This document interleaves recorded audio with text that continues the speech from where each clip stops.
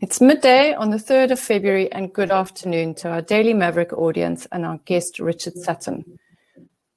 In a previous life, a pro tennis player, although he tells me he didn't play very well, but more recently an advisor on stress management and adaptability to industry leaders, top athletes, and Olympic teams. He's also an author, having used his experiences to write The Stress Code, which was a surviving to thriving guide to stress, and more recently, Stressproof, which aims to provide decision makers and leaders with an action plan to managing their own stress and those of us that report into them. Welcome, Richard. It's so lovely to have you with us today. How are you? I'm fantastic, and thank you so much for having me and giving me this opportunity to share some insights. So I have to tell you that the simple job of hosting this webinar actually has my heart racing, and in my ears, my voice is trembling. But thanks to your book, I avoided my mid-morning cup of coffee because apparently that increases our stress response. I'm not sure if it's helping me either. But before we dive into what I believe is a really important topic, I do need to say a very heartfelt thank you to our sponsor, which is Uber Eats, for supporting this webinar. And I do need to tell our audience that Uber Eats is running a special. I know it's lunchtime and I don't want to distract you from the topic, but they're running a special on pizzas for the week, which they can order directly during the webinar from a little pop-up on the side. And I also need to tell our audience that we have a new Maverick Insider membership offering, which sees you pay 200 Rand a month for you receive 100 Rand back in Uber Ride vouchers and 100 Rand back in Uber Eat vouchers, which sounds to me like a no-brainer, actually. And I also have to tell you that if you are interested in buying a copy of this book, Stressproof, which I found really fascinating. It's 310 Rand, and you can buy it from the Daily Maverick shop and receive free delivery anywhere in South Africa. And lastly, the last kind of housekeeping issue is, please, those of you who have joined us today, please put your questions on the little chat on the side, and I will do my best to put them to Richard and try and get them included in our conversation. But let's get to the subject. Let's talk about stress. I mean, I can't think of a more pertinent topic for our times. Richard, you say in your book that the world is facing a giant storm of stress and burnout that's been exacerbated in the context of COVID, and also in the context of this fourth industrial revolution that we hear about and we're aware of, but most of us don't really realize is affecting and touching us in our day-to-day lives. And actually, you go as far as saying stress is the greatest leadership challenge of our time. But I thought stress had been with us for decades. Do you want to just talk to that? Why is stress such an issue now? So in historic times, stress was experienced by us in a more sporadic, more intermittent capacity. Short-lived, we were grouped, we handled the challenges collectively, and it gave us a tremendous advantage. In fact, short-term stress is advantageous in terms of creating new opportunities and adaptability. And a lot of us will resonate with that within the context of when we are a little bit revved up and we are a little bit stressed, sometimes we perform at our best. The big challenge right now is that the nature of the stress is vastly different. We're looking at a chronic, protracted experience of stress. And it's permeating and really saturating every area of our lives. We have employment insecurity, which is very real across the board. The whole future of jobs is really being held in question. There was a great Oxford study that looked at the future of 702 jobs over the next 10 years. And basically what it found in the research and with these complex models was that 47% of them won't exist. And I think we know that intuitively. We then have this compound effect of economic downturn and health insecurity, completely worried about the health and well-being of our family members, our employees, ourselves. And this is not exclusive to chronic diseases. This is a combination of the viral manifestation, chronic diseases, and mental health. And The list will go on, and it's all superimposed with loneliness and a feeling of disconnection. And this is what makes it so challenging, because this collective set that is overstimulating the stress axis, where we have this amount of cortisol and adrenaline that is disproportionate, that we've never been exposed to historically. It takes a tremendous toll on our physical well-being, emotional well-being, and intellectual and cognitive well-being. And when I say it's one of the greatest challenges of our time, how it affects us and how it affects our businesses, we start dropping in outputs, and we start experiencing destructive behaviors, and we lose our creativity and lose our agility and begin to distrust, and we lose that dynamic element that got us to a certain point in the first place. So when I say that it's one of the greatest challenges, there's the disease element. When I say chronic disease are linked to stress, chronic stress, we've got mental health linked to chronic stress, we've got a decline in productivity and organizational and business performance linked to chronic stresses. Just this super cascade, just all just really coming together in this very difficult model. So I mean, I'm sure a lot of us don't think that we are stressed, but you're saying that even on a subconscious level, we fighting to stay in the race almost. Are we affected by macro challenges? I mean, if you're saying that we are so sensitized to the issues around us, are we aware of poverty or injustice or global warming? I mean, are we taking it all on board? I think that, there's certain, I say, like philosophical positions where we do feel each other's pain for a number of reasons, and they've got validations of their statements. But I think that if you look around and you speak to people that and even if their lives are going well, they have family members being unaffected by COVID, their business is still doing great, and there's this element of sadness, there's this element of heaviness that exists. It's almost palpable. And I do believe that on a subconscious level, and in many instances on a conscious level, that we are experiencing, we don't understand what we're experiencing, but we are experiencing something that is really unsettling us. And that something is uncertainty, and it's change, and it's exponential, and it just drives. Yeah. So you were saying, Richard, that there's good stress and there's bad stress, and that the good stress is really galvanizes us to run faster or think better, but that the bad stress is potentially debilitating. Should we talk about how it physically, I mean, the bad stress is what's around us right now. How does it physically manifest? I mean, is our hair going to fall out, or what are the implications on our bodies? So the implications we are just kind of touching on. I'll start with the good stress, because we always want a little bit of an upside to this. So the good stress is when we have the short burst of fear, a short burst of uncertainty, and it mobilizes us. And we've got the surge of adrenaline, 300 to 500% more adrenaline through our system. We become energized, we become clear, we become focused, we become motivated, and everything kind of works so well with that little bit of urgency. That's the good stress. And when that urgency passes, everything normalizes, and we go back to how everything was. And so we've used it as an advantage to overcome a challenge. Within the context of the long-term stress, if we keep activating this axis, and this axis is there to recalibrate our system to facilitate our survival in the short term. So everything is about the here and the now with stress. But in the long term, you're going to pay the price. And you see these massive reductions in blood supply to many regions of the body, the skin, many organ systems, the digestive system, the kidneys. And they all have this depleted blood supply system, which affects their functionality. So we see a downturn in specifically the digestive system.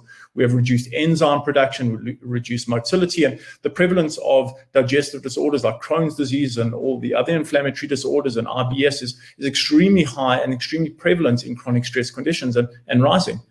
We also know that chronic stress has this very adverse effect on our immune system. While stress is a mobilizer, every time we get stressed, we have this mobilization of immune cells for 2 to 30 minutes. It's exquisite what happens in terms of offering protection and ready to pounce on any microorganisms that may enter our system. But if this is done on a regular basis, your immune system's overactive.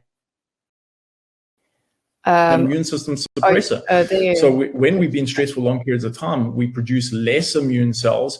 The quality of the immune cells are not as effective. They age, they can age a decade or two over a period of a year, and they just don't function as well and predispose us to many chronic diseases. But the real threat with chronic stress is the negative effect that it has on the brain. It has a tremendously adverse effect on the brain. And what was really interesting was in 2012, a team at Yale University School of Medicine were looking at the effects of chronic stress on human health and asking the question is, does chronic stress actually affect the brain in terms of structure? And we know that structure affects function. And what they did is they took a number of participants, if I remember correctly, 103 participants. They did a very extensive survey questionnaire looking at past events and challenges that they've encountered. They then put everyone through an MRI. And what they found was absolutely startling for them, but it was the genesis of a whole trend in research and understanding. What they found was 7 regions of the brain actually decline in mass and structure in response to chronic stress. And chronic stress being defined as stress that lasts for months or longer. And that was linked in other studies to a high incidence of depression and anxiety and lower motivation and neurological diseases. And there's this whole link. And that was the first discovery in terms of chronic stress and how it affects the brain. And there was a really powerful insight that was shared by a team at the University of California. And they were looking at what happens to the brain in the presence of these stress hormones over long periods of time. And what they discovered was what happens in the brain is stem cell malfunction. So there's certain cells in the brain that will mature into brain mass and gray matter and facilitate our cognitive functionality, emotional stability, etc. And in the presence of cortisol, they malfunction, become the wrong type of cell, and everything just goes haywire. And this is why so many of us are feeling so unsettled.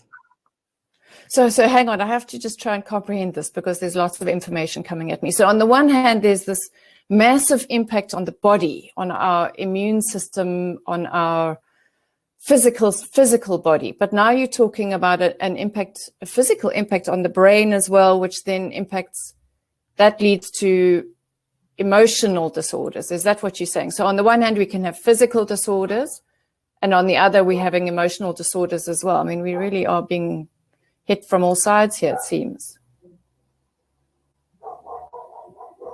Yes. So we have that's the power of chronic stress, is that it does affect us on multiple levels. It's the physical, it's the emotional, it's the cognitive, and that's why management is so important. I just want to, I mean, there's some things that we do to ourselves here. And one of the little things in your book that you talk about is a rising tide of perfectionism. I mean, it's bad enough that life is challenging, but you talk about our millennials, and fortunately, I'm not a millennial, so I think this trait is not something I suffer from. But perfectionism is adding to the anxiety. I was intrigued by that. I mean, what is this about our younger generation that they have to be perfect? And are they being perfect to themselves or perfect to an outside world? I think that it's a combination of expectations, self-expectations, and expectation to meet others' expectations. And I think that the relentless pressure on our younger generation, Generation Z, is particularly impacted by it. And the millennials are also significantly impacted by it. And it lends itself to a hypervigilance and over-arousal and this always-on mentality and always striving to be better. Nothing's ever good enough. And it just puts us into a state. It just evokes this fight or flight type of scenario to the extent where it just becomes absolutely exhausting on an emotional and physical level. And in the book, it really covers some of the detail as to the prevalence and the consequences of this drive towards meeting societal and personal expectations that are unrealistic. Richard, we're talking about, the subject seems to apply to the middle classes, people who are employed, who are educated, who are aspiring to more. But just as easily, what about our youth in a township who perhaps don't have a job, who don't have reason to hope? They are certainly not immune from stress either. What's happening there, and what is this doing to them, and how is it limiting their ability to get beyond the challenges they're facing?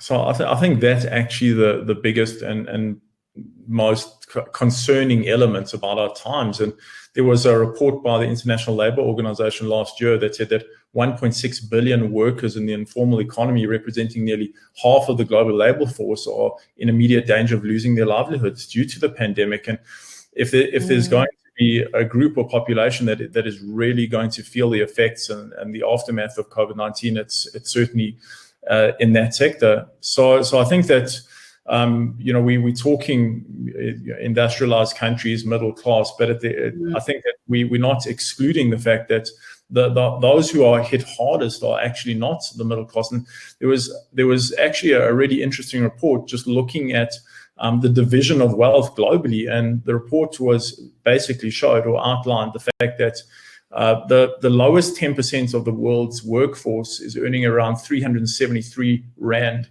every single month, while the top 10% is earning over 127,000 Rand. And that disparity is just, if someone who loses a job, it's the lowest skilled element within our society.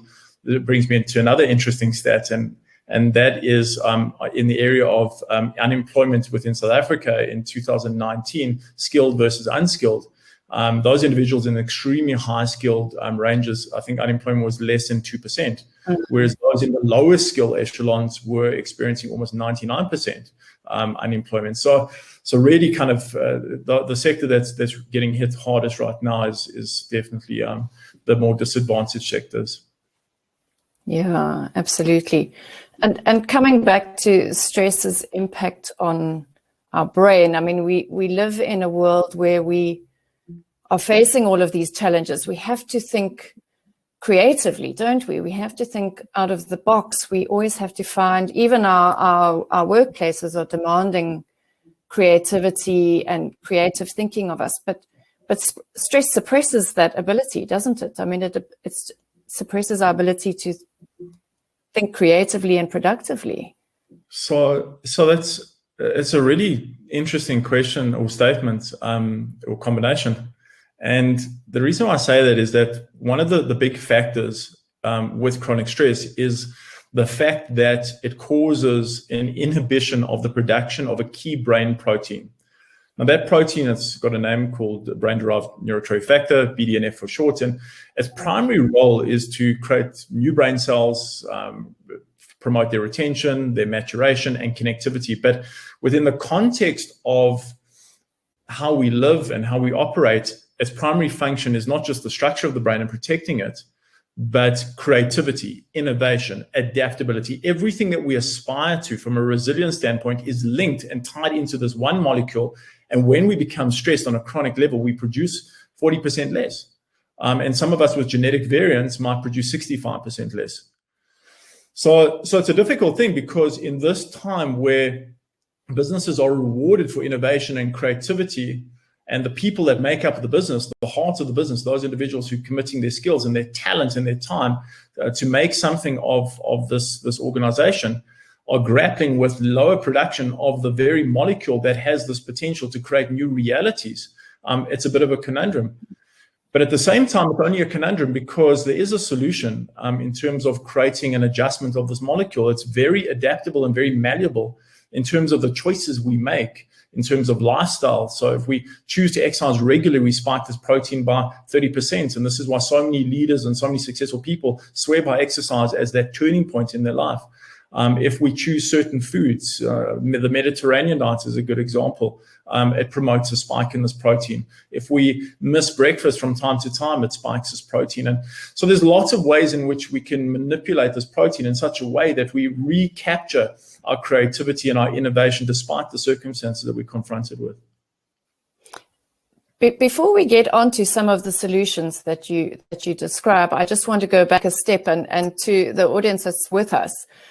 Before Richard and I came into the room to join you, we were talking about DNA, and it's actually a subject of Richard's third book. I mean, we shouldn't be talking about what's still coming down the road, but I want Richard to talk to us a little bit about our DNA and how that actually can impact us and how we can test. I mean, I really don't understand the subject, so I'm phrasing the question really badly, but how do our genetics impact our ability to cope with stress, and how can we find out what they are and take counter measures against that? Putting it badly, but you know what I mean. No, it's a great way of putting it. So in terms of coping with stress and really overcoming the challenges of our time, it's really about one thing. It's adaptability. It's adapting to the new reality and very successfully. So successful adaptation to a new reality. At the same time, we do get knocked down and we do have setbacks and we do have failures. And it's how we get up after those setbacks that determines our future. So there is this really important relationship saying that we are going to get knocked down, we are going to have setbacks, we are going to have to adapt. And what the relationship is this combination of what we're born with, a genetic set, and the environment we're exposed to.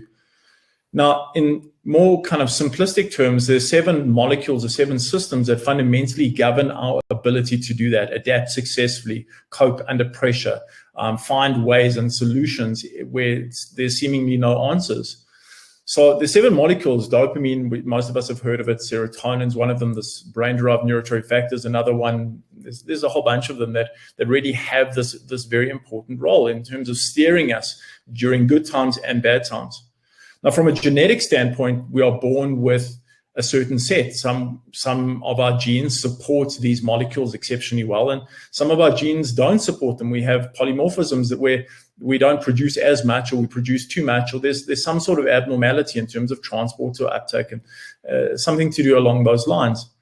So understanding this and asking the question, if these are the 7 molecules that govern me, this is my genetic set coming in, these are the circumstances, and put all that together, one can start looking at a way where one can remove some of the obstacles. If these were the genes that were limited in this area, I can put more focus in that area to spike dopamine, to support dopamine through the foods I choose and the supplements I take and the exercise I do and the environments I create.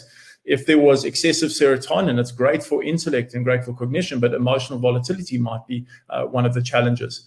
How can I modulate that better? So there's this tremendous wealth. You know, we talk about the negatives of the 4th industrial revolution, the exponential change, but there's been so many positives, and I think that human technology or biotechnology is probably at its highest point in terms of understanding, and we can actually leverage off this time and create the best opportunities for ourselves, for our family, for our teams through this knowledge. Sure. So you've consulted to some really high-performing both sports teams and business teams and individuals. How does one tell the top-performing legal team in the top-performing firm in the country that they need to work less or they need to relax more when they are measured by billable hours and so on? I mean, let's start talking about some solutions perhaps, because if we overstressed, you know, someone might say to me, well, go and lie in the sun and lie on the beach, or go and swim in Cape Town. We can all go to the beach now. But that's not what you're advocating, is it? I mean, you can be more productive and put in more hours and at the same time manage your stress better. How can we start looking at managing our stress, Richard? So just to answer some of the earlier parts of the question, if you walk into a top legal team in the top legal firm here locally or abroad and said you got to work less, you'll be escorted out within about 30 seconds. That's not going to happen. But I think what we're dealing with here is fundamentally the trend towards burnout. We have the long working hours, we have the high demands, we've got role uncertainty, we've got employment insecurity just sitting at the back. Work's recalibrated. We're kind of just finding our place. And then we've also got an answer to productivity challenges, which is the high performance culture. And the collective effect of all these things coming together in professional services especially is that you're going to find the vast majority of your teams and personnel are experiencing burnout. Now, the experience of burnout, we always assume that burnout is just feeling exhausted. I wake up in the morning, I can't get out of bed. That is the assumption of burnout. But burnout is much bigger than that. Burnout actually is a collection of different emotional and physical experiences. So you do have those feelings of depletion and exhaustion. That's a given. But at the same time, there's increased mental distance from one's work and more negativity and more cynicism. We also start experiencing emotional volatility. Little things start affecting us. We've all been in this place. We've all experienced burnouts in this time for a number of different reasons. But it starts getting a lot more entrenched in our psyche. It starts off in this emotional set and this physical set, but it starts affecting and attacking our self-esteem. So ultimately what happens is we start, our competency and our capabilities start declining in response to some of the answers to lack of productivity. So we've got this high performance culture and we've got this always on culture and we have to get this done. But at the same time, people make the business, and I've said this earlier on, and what we're doing to people is just making them feel more and more exhausted, emotionally more volatile, more negative, more depleted, and they're losing self-worth and confidence, and ultimately reduced professional efficacy is the end result. So to answer your question, what do you do about it? The one thing you can't do is you can't remove the demands. You probably can't remove the long working hours. It would be great if you could remove that, and that would be the ideal situation. But in reality, it's not something we can do. But what one has to understand is that an organizational environment, a professional environment, many aspects of our life, we don't experience 2 or 3 or 4 stresses. We experience around 12 that are coming at us all the time. So these stresses include not feeling supported, not feeling valued, not feeling that your voice is heard within an organization's experience of injustice and prejudice. And if you start like unpacking it, there's these 12 stresses that are coming at most individual ongoing basis. And 2 of those stresses are the burnout and low performance drivers, which is long working hours and high demands. So where one really starts is reducing the burden of the additional stresses. So in an environment where high demands and long working hours cannot be changed, you've got to create an environment where there's more value given to your employees, there's more support given to your employees, there's more certainty from a job perspective given to your employees, and all these other areas that are modifiable are modifiable. So that already takes a huge weight off people. At the same time, one also has to provide knowledge and skills and resources to support and promote health, to manage their situation. So that critical knowledge can be invaluable.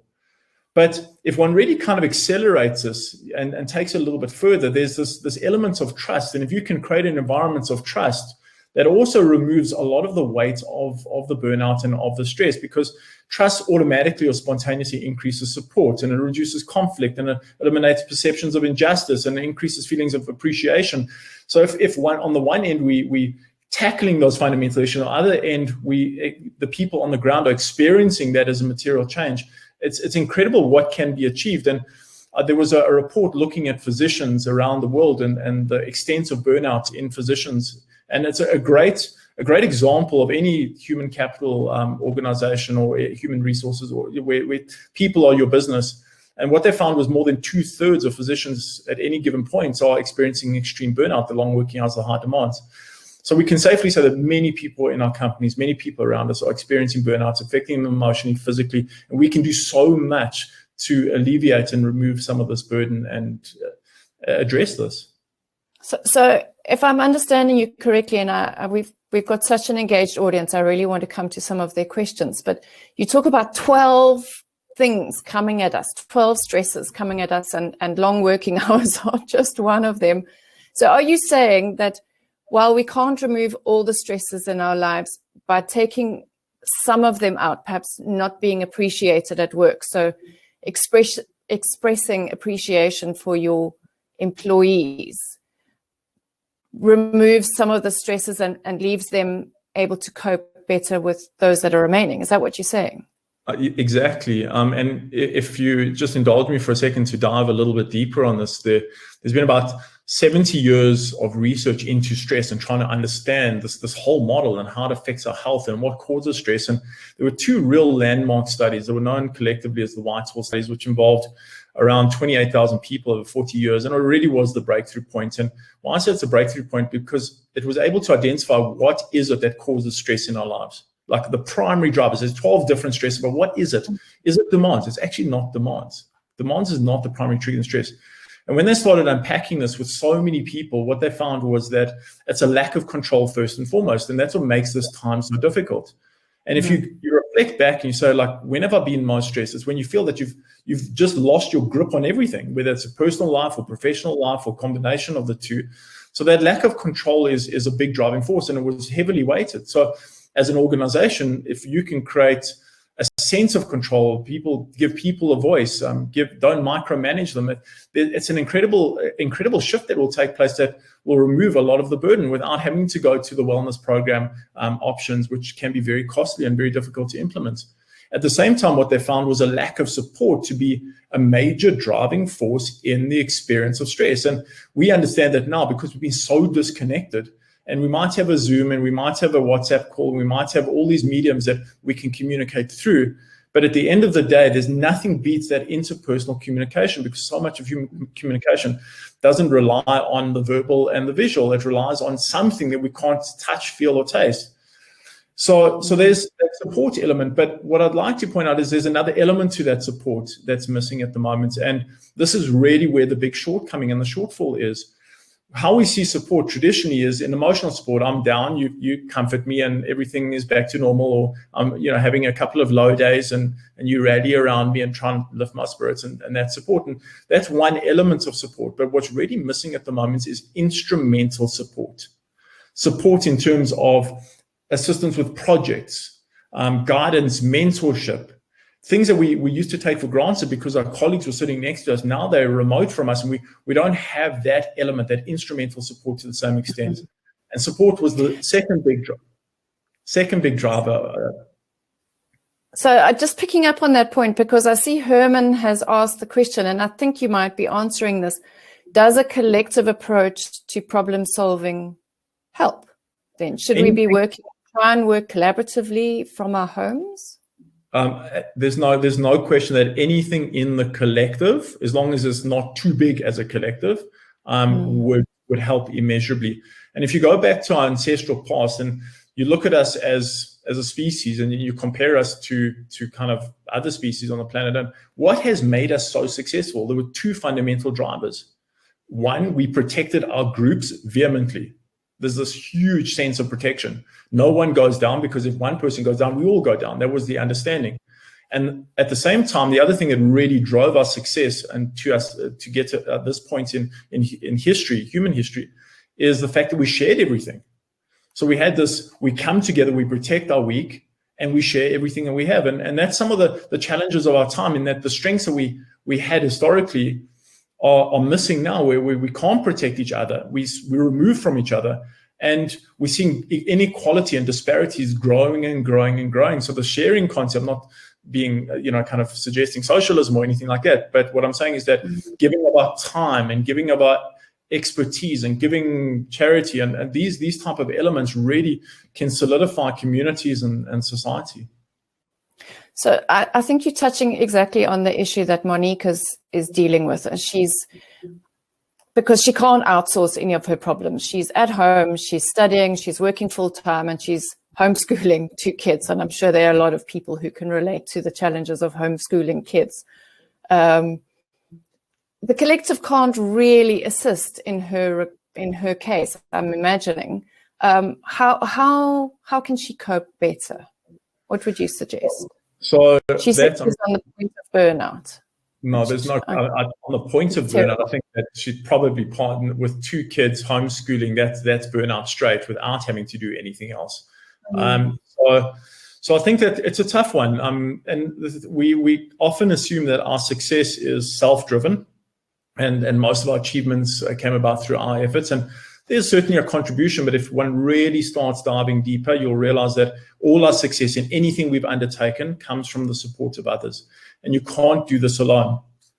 Where the support comes from, that's going to be the challenge for her going forward. But what I can say is of critical importance now in terms of managing the lives of those who rely on her is her commitment to self-care. So she is kind of the driving force, and she's steering the ship, and so much is reliant on her that she has this obligation to look after herself to the best of her ability. So my suggestion and my advice is self-care. Now, self-care, if I've got a moment just to dive into what self-care really entails. So historically, self-care from a stress standpoint would be a little bit of exercise, better diets, maybe some nutritional supplements. And that was a very good tactical approach. I'm feeling stressed, therefore this is the solutions model. This time is very different. We're in the second year now, and there's no signs of slowing down, and other challenges may present themselves. And what we need now is strategy. We need to start looking in this zoom out and then zoom back in. Now, the strategy, there's 4 parts to a stress management strategy. And remember that what we're trying to achieve here ultimately is the protection of others through the protection of ourselves and self-care. Now, the strategy, step 1 is mindset.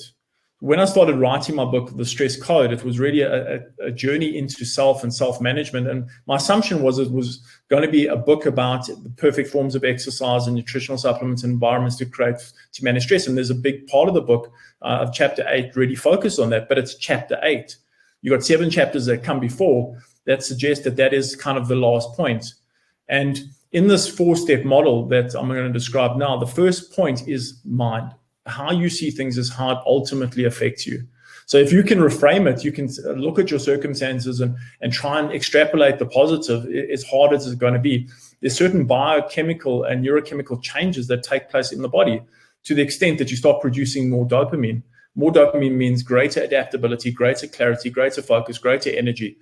So if one is able to look at the positive in the challenges that one's facing, however one's own circumstances will determine how one does that, there's this incredible shift from a biological standpoint. And it's something you have to repeat and repeat and repeat. It's not, if you're in a dark place and it's really challenging, so look at it positively, it's not the easiest thing to do. So step 1 is to start that process looking for the advantages in the chaos. Step 2 is behavior. Now, behavior is really important because what we've been conditioned to do in society is introvert, introspect, become insular in response to stress. And what we've done historically that got us to arrive at this incredible point in human history, so successful, was we connected. And when we connect, the most incredible thing happens when we share our experience of stress and our vulnerabilities, and we start releasing a certain molecule called oxytocin, which is the antivenom for the stress hormone. So the more we connect to others and share our experiences and offload and care for them and more charity and more giving of ourselves, and the more we really engage with society, the more we produce this molecule and the more buffered we become against the stresses. But the most important thing for her is step 3. Step 3 is fundamentally controlling the stress response. So the stress response is something that's modifiable. It gets turned on and gets turned off. And the longer we stress, the less likely we are to be able to effectively turn it off. But the incredible thing about the human body is that it has this safety valve known as the vagus nerve, which releases a certain chemical, acetylcholine, and it's able to shut down our system at will within a period of 30 to 60 seconds. So what I'm saying is that when one doesn't have to be aroused and adrenalized and push, those downtimes is really important for her to take that moment and shut down the stress axis so it doesn't drive exhaustion and fatigue and physical pain and emotional instability and cognitive decline and everything that we all experience if we don't regulate it well. Now, those activities encompass breathing exercises, meditation, yoga, swimming, cold immersion, all the therapies like acupuncture and acupressure and physiotherapy and osteopathy and chiropractics, and they all have this specific role, but one has to be very strategic. So some of us don't have more than 15 minutes. So what are we going to do? Meditate. One of the most powerful means or channels by which we can shut down the stress response, recalibrate, and energize our systems going forward. The last step is that Sorry, just one, I'm going to interrupt you for a sec before you get onto that the 4th point, because I think this is the 3rd point you made is so important. It's that in our lives, the stresses are coming at us constantly, but the point you're making is that we can switch them off. We don't have to shoulder that stress all the time. You can say, right, stress, you over there. Challenges, life, I'm putting you there. I'm going to have a cold swim, I'm going to meditate, I'm going to switch it off. I just think that's so important because we think stress is constant, but it doesn't have to be. That's what you're saying, right? Exactly. So our experiences, it doesn't change the events that we're experiencing or the challenge we're confronted with. That is ever present. But it does change the way we see it, the way we behave, and our reality going forward. So we have that in our control. And there was a really interesting study looking at Olympic champions, those individuals who stand on a podium and hold up a gold medal over multiple decades. And what did they do differently? how is it that they weren't necessarily more talented than their competitors and they experienced the same degree of setbacks, yet they were able to achieve what others didn't and wanted to in this very narrow window of an athletic career? And what they found was that these individuals, when exposed to setbacks and like injuries and illness and financial difficulties and many of the things we actually experiencing now, is they remove themselves from the circumstance that these are the events that I'm experiencing. I can't do anything about them. I'm just going to be the best that I can under the circumstances. And they start reflecting on, how am I thinking about this? How am I feeling about this? How am I behaving and how should I behave? And that becomes their focus on those 4 points. And that's really where we want to position ourselves, saying that the stress axis can be an advantage. It can be useful in terms of adaptation in the short term. Let's use it. Let's not steer away or shy away from it, but let's control it. Let's put it on a leash and let's shut it down when we don't need it. Now, I talked earlier about how stress can corrupt the brain, it can shrink the brain, but the interesting thing about meditation is it has the potential to rebuild the brain. And in a very short period of time, within 8 weeks, you'll have more connections in the brain, significant number of connections, and you'll see an increase in mass over time. So this is an incredible advantage. It has 2 birds with 1 stone. You're getting more emotional stability, more cognitive ability. At the same time, you're shutting down the stress axis and not experiencing the same degree of exhaustion and fatigue. And that kind of leans into the last point. And the last point is this lifestyle element, where what happens when we stress is we see this decline in our neurochemistry. Certain molecules start getting produced less or become less efficient. And we see a lot of the hormones that keep us physically strong and healthy start declining. And there's this whole biological downsizing, I think is the best way to describe it. The interesting thing about all these things that are happening is they're modifiable. If we choose the right things, we say, look, I've got to look after myself. I've only got 10 minutes today, but I'm going to do a little bit of exercise. I'm going to do 10 minutes of exercise. I'm going to do 10 minutes of meditation, and that's my day. I'm going to break it up into 10 minutes on either side of the day. And you don't have to go into the extremes, but the exercise and choosing not to have sugars and choosing not to have refined carbohydrates and choosing not to have fried foods and junk foods and choosing not to have too much alcohol and too much coffee. And these are the choices that really define our future. We just really supports us when we need it most. And my suggestion is really kind of, if you want to go into more detail, my book, The Stress Code, really will expand on it. But I think that this is really an important step before even embarking on addressing the line.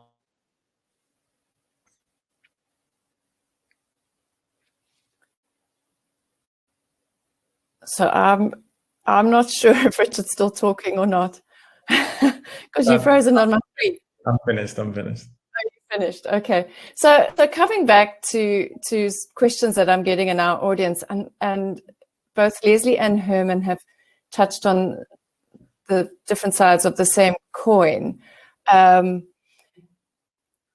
it okay to express our vulnerability? Can we express our vulnerability? Certainly in the workplace, we've been taught not to show vulnerability. And then the other side of that coin is, what role can an HR department play in perhaps encouraging people to open up?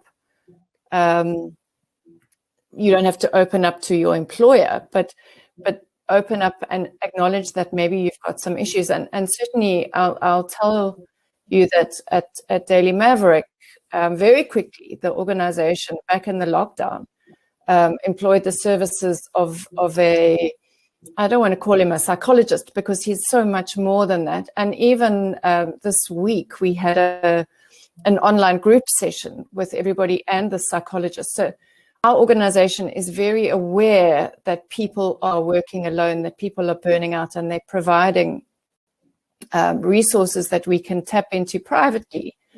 But many organizations are not like that. You're not supposed to be vulnerable. You're not supposed to show so-called weakness.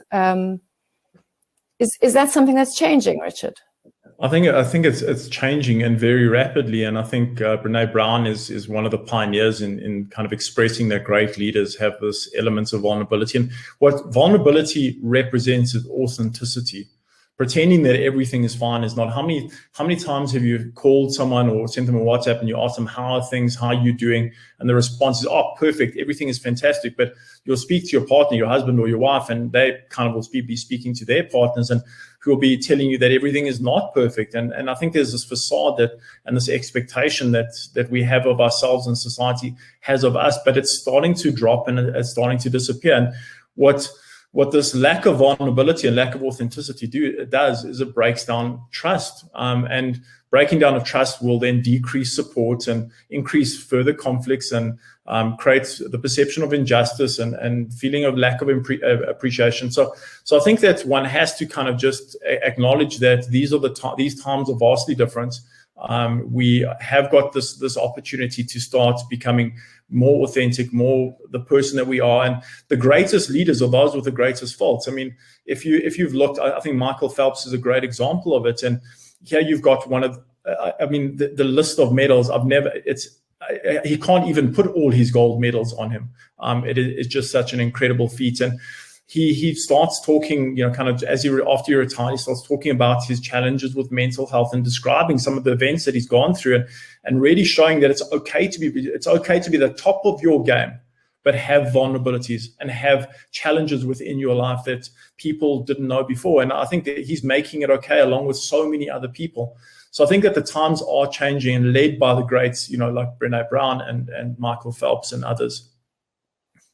So organizations are changing and shifting their attitudes and maybe trying to become a bit more empathetic. And they introduce wellness programs and team days and all of these kinds of things. But sometimes they just don't work. So what's the difference between a wellness program or a corporate culture that works and encourages healthy behavior and those that maybe just pay lip service to the subject? So that's really a great question. And there's three fundamental reasons. I mean, a wellness program is instrumental in securing success in the future if it's applied properly. But there's three fundamental flaws that exist within the typical wellness program models. The first flaw that exists is the fact that people don't have time. A lot of wellness programs are time intensive, whether you're doing a survey, an assessment, a health check, you're expected to exercise, you're expected to do things that sometimes are beyond the scope of what's possible. You've got 2 kids, you're homeschooling, as one of the participants was talking about, is you got all these challenges, you're trying to study, you're trying to work, you're trying to do everything and manage this impossible life. And now there's an expectation to be part of this wellness program. So time is a big factor in terms of wellness programs. There's also the messaging around wellness programs. Sometimes they're too complicated and not communicated authentically and consistently and by the right people. So what often wellness programs are how they implemented or put into an organization is kind of the organization gets this model. You expect it to exercise. We're going to provide this, that, and the other, and you will provide healthy food options. But none of the senior management or none of the leaders are going to take it on. It's really kind of for the ground, the ground force or the rest of the employee contingent. And that kind of it makes it very difficult for people to reconcile if you're not living and embodying the vision that you're trying to create within the organization. I don't trust you, and I don't trust the entire program. So the communication sometimes falls short in terms of wellness programs. But the biggest issue, the fundamental issue with wellness programs is the fact that they don't address the issue. And there was a great Australian study. It was a big meta-analysis over a 15-year period, 90 studies, looking at different wellness program models. So those programs that say that, once you've been affected by stress, we've got great psychologists, we've got a great medical system, we've got a great reintroduction back to the workplace if you needed time off. That was the approach, a very reactive model, looking at how effective that is. They then looked at a model that really focuses on skills and self-management, just really upskilling people to cope with challenges and stress more effectively. And then they looked at programs that work and really fixate and focus on preventing and avoiding stress in the first place. So basically cutting off the stress before it cuts off the arms and legs of your employees. And what they found after this extensive research analysis is the fact that the first two programs are relatively ineffective. It's the first program, if you can cut stress off before it has an effect on your workforce, that is where the gains are made. So one has to understand what is it that's causing stress in the workplace and address those issues. And it's not to say that health promotion is not important. So psychological health, food, physical therapies, fitness, recovery modalities, these are critical. You're not going to have a successful wellness program unless those are implemented very strategically as well. But at the same time, there's got to be a central focus on health protection, protecting your people from the challenges that we're all confronted with. Because if you cut it off there, the most amazing thing happened in terms of the wellness, the well-being and performance of your team. And that means providing support in the right way. It's providing an environment where there's limited work-family conflict. It's an environment that's just and fair and moral. It's providing an environment that allows for maximum control within defined parameters. It's an environment that offers you the feeling of being valued and appreciated, and yet you've got opportunities going forward. And if you control those 5 leaders, the most incredible things happen. And then you superimpose that with health promotion and all these wellness initiatives, that's where the success is really going to be. One of the things that I really enjoyed about the book is that you use yourself, you tell stories about yourself, or you share your own stories. So you don't only talk about the success of the people that you are coaching or guiding. And the example that you gave, and I'd love it if you told the story, is you got this amazing contract to work with a team in Europe. I'm assuming it's a soccer team, but you can correct me if I'm wrong. And the contract was great, and the team was at the top of its game, and you had to go and work with the collective and with the psychology and help take them to another level, which, as I understood from the story you told, you did, but it almost destroyed you in the process. And perhaps you'll share a little bit of that story for us, because that comes back to affirmation, which I think was the last point you made. Exactly. So it's one of those once in a lifetime opportunities. It basically worked my whole career. It wasn't a soccer team, but it was a once in a life opportunity to work with individuals that I've really looked up to since I was young. I mean, these were icons in that sport, and it was just such a gift. And I actually kind of dropped. I reorganized my schedule. It was a 1-year contract, but I moved as much as I could so that I could be there within 1 week of being offered the position. And when you arrive there, you have these dreams and aspirations, and there's that saying, careful what you wish for. And it turned out to be one of those scenarios, because we had a team where it was very disjointed, a lot of stars in the team, a lot of egos in the team. It was very difficult in terms of everyone trying to draw the limelight and everyone focused on self. And you arrive in this environment, and your role is just to kind of, they were going through a little bit of a slump, and your role is to try and create an opportunity to break through that slump. And you've got to be at your best, and you've got to be motivated, and you've got to be able to weather the storm. But there was so much infighting and so much, so great a breakdown in relationships that it started really affecting me. And I started every day, I'd wake up and have to self-dialogue and say that you've been wanting to get to this point forever. Come on, sort yourself out. Now, I did everything right. I took the right supplements. I took the right approach to exercise. I was eating right. And I had to really manage myself exceptionally well to navigate this space. But the principal issue that I was experiencing was actually just one thing, is that there was no appreciation. There's expectation really replaced appreciation. And no matter how much you committed and how much you gave up to be there, and no matter how you dedicated yourself to their well-being and their success, which they certainly had in that period of time, there was just no reflecting back and acknowledgements. And that just got me. And when it was time to kind of end the contract and the opportunity to renew, I actually didn't renew. And I took on a job that paid a lot less with less successful individuals who turned out to be very successful in the end. But it was an easy choice for me, because they were so appreciative, and they really offered me an opportunity to grow in the role. And I think we've all been in that place. We just feel undervalued and underappreciated.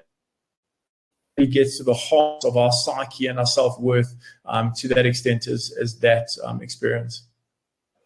So for me, the interesting point that you've made is that you'd wake up in the morning and you'd self-dialogue and you'd exercise and you'd do all the points that you've listed. And I want to end off by summarizing those 4 points, because a couple of our listeners missed 1 to 4. But you had this conversation with yourself. And sometimes actually just walking away is the answer. So, it just depends on your nature.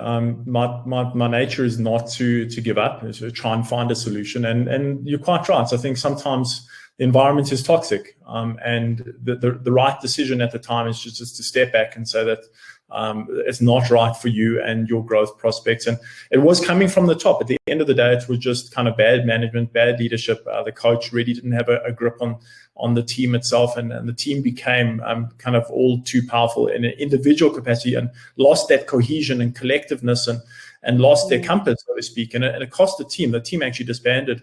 A lot of the key members, went off to other places. And but I think your point is, even if you do everything right, that is so overwhelming sometimes, and one has to sometimes make the tough decision, and it really depends on circumstances. But it is I think what the message here is leadership. That leaders are in a very privileged position, very advantaged position, and they're given a huge responsibility. And the responsibility is to safeguard the well-being of those people that fall under their care. The responsibility is to the destiny of those within the organization. It's a shared destiny. And I don't think we can expect, or leaders can expect the same output without the necessary inputs going forward. One of the things, and this is such a small issue, but you come back to it again and again in your book, is this discussion around supplements, nutritional supplements, because you say it again and again. I'm one of those people who think if I get enough exercise and if I eat right, I'll be okay. But that's obviously a bit simplistic in our lifestyle. What supplements? I mean, should we all be on supplements, or is that only for athletes at the kind of top of their game, or elite people, not like me? So if we have the opportunity to eat all the right foods, and most of them organic, and there's good nutrition, good variety in the diet, then supplementation is not necessary.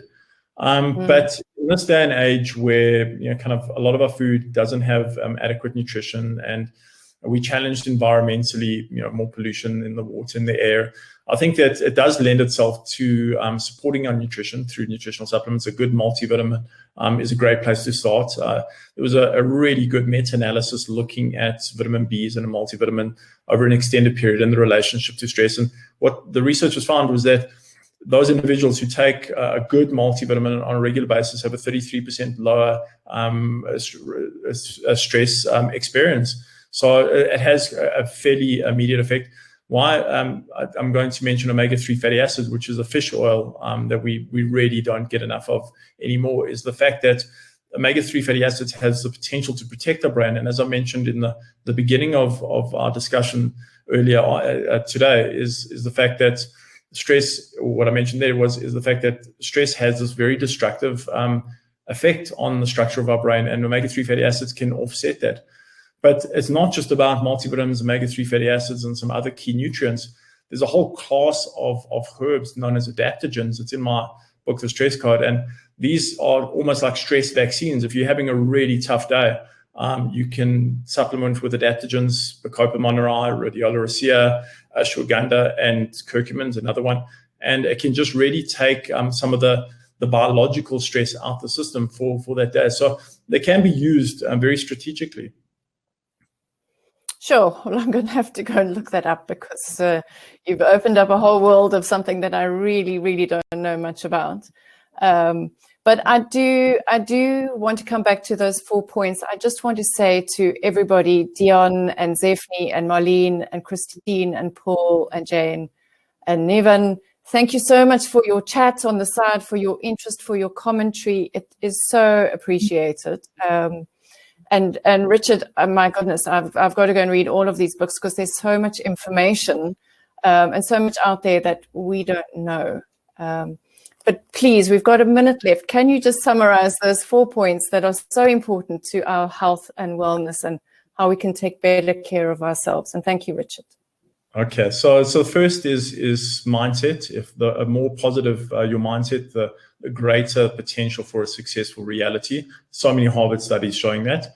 The second is behavior. The more we connect and the more we share our experience and express this vulnerability, the more we are able to shift our neurochemistry and hormonal state to support us in stressful times. The third step is this vagus nerve, the ability to shut down stress at will, meditation, yoga, breathing exercises. Those are the modalities that will really transform one's reality. And then fourth and finally, it's look after yourself with proper lifestyle practices. Doesn't have to be 30 minutes a day of exercise, it can be 10, but do something in order to support structure, emotion, and cognition. Thank you, Richard. It's been wonderful. Talk soon. Thank you, everybody. Bye-bye.